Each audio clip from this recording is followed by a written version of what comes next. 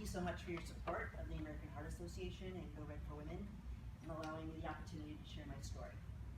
My name is Laura, and tell me if this sounds familiar. You lead a busy and stressful life, just like I do. I'm juggling multiple commitments, but a couple years ago, I had started an exercise DVD program. Thanksgiving rolled around, and life got busy, so I stopped working out. I didn't realize then that exercise was my stress release. So I went to bed one night, a busy woman juggling career, family, friends, and I woke up a stroke survivor. So I woke up on the Sunday before Christmas, December 22nd, 2013. Woke up and my head was really groggy. I just thought I was waking up. So I reached for my alarm with my right hand and my arm just flopped. And my fingers were numb. I couldn't punch in the security code on my phone.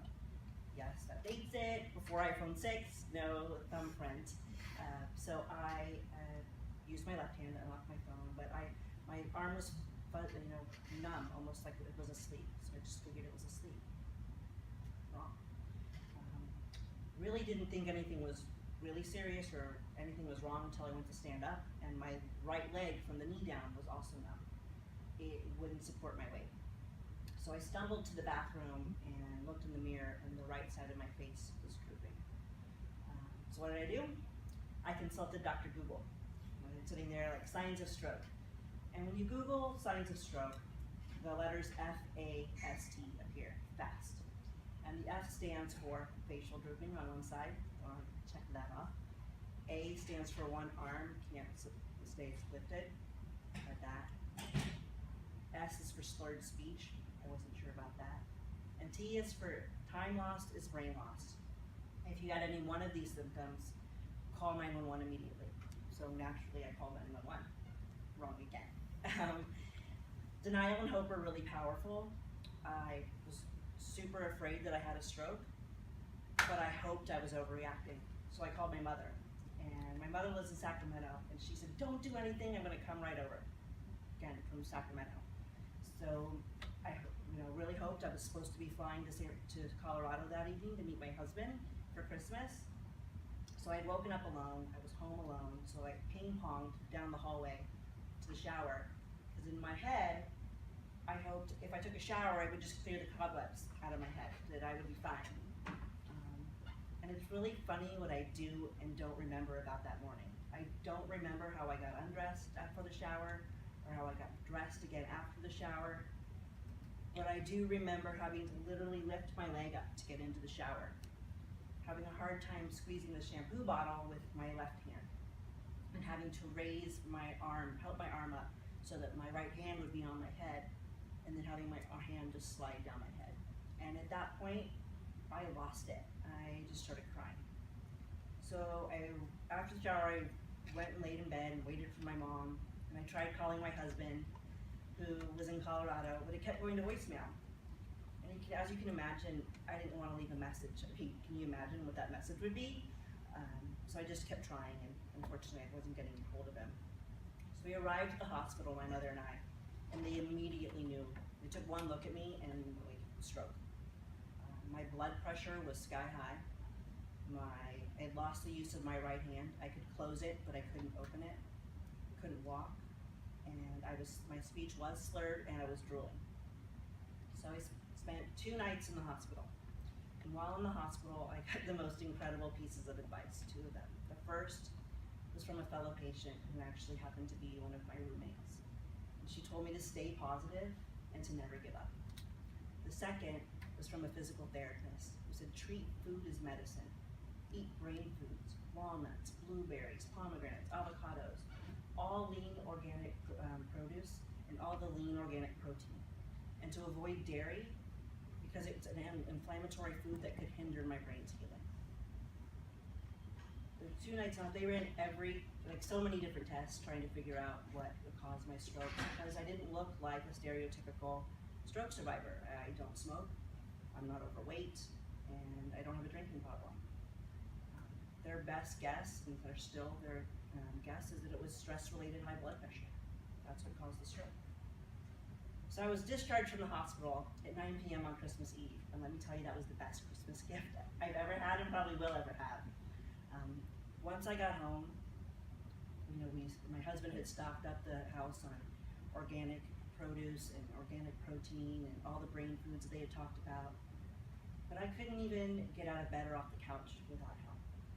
I couldn't care for myself, shower, dress, wash and style my long hair. It was down here at the time. On December 28th, I got a haircut, short one. So I wanted something I could style with one hand. 2 days later, we met with my doctor, and he kind of gave me a reality check. He said if I was lucky and I worked really hard at my therapy and my recovery, I could get back to 65%, and that I would probably never run again. This was a huge shock to me, like a punch to the gut, because it had never crossed my mind that I wouldn't get back to 100%. Later that night, my husband asked me, all right, what are your recovery goals? And I had two. One was to ride again with my right hand. The second was I had already gotten acceptance into the Nike Half Marathon in Washington, D.C. 3 months and 3 weeks later.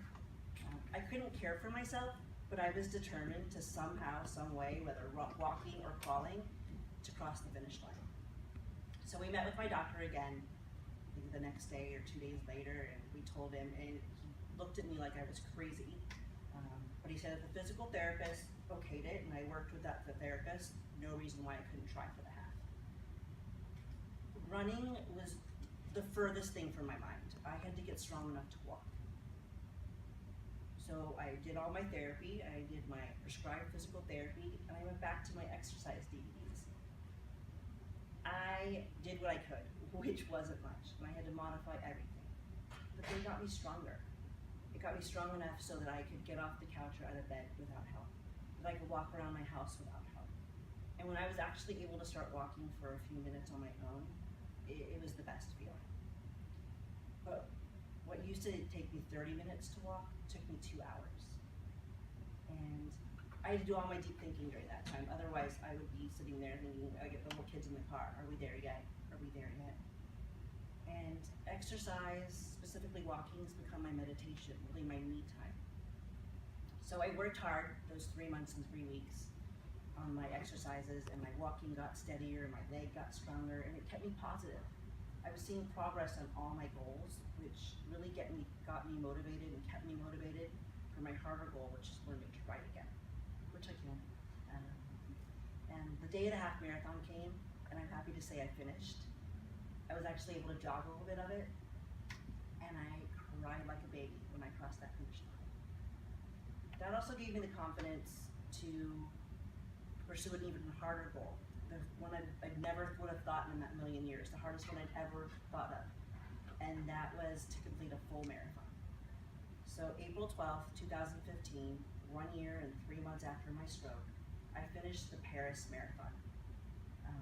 It was amazing. And again, I cried like a baby when I finished that one too. And I learned yesterday that I'll be running the New York Marathon this November as a member of the American Heart and the American Stroke Association to raise money and hopes for fellow survivors. I'm extremely fortunate. I know how blessed I am. I also have the greatest support network in the entire world. I mean, my husband's not only been my best friend for the last 20 years, but he had to become my chef, my caregiver. He provided every resource, and he never let me settle for 65%. So now I stand here, I'm fully recovered, and I now make my health and wellness an equal priority in my life. I treat food and fitness as medicine, and you all have the opportunity to write your own health and wellness story. I certainly hope it's not as dramatic as mine, but you have that opportunity, and I really hope that you can learn from the video and from myself, and to really treat your health and wellness as an equal priority.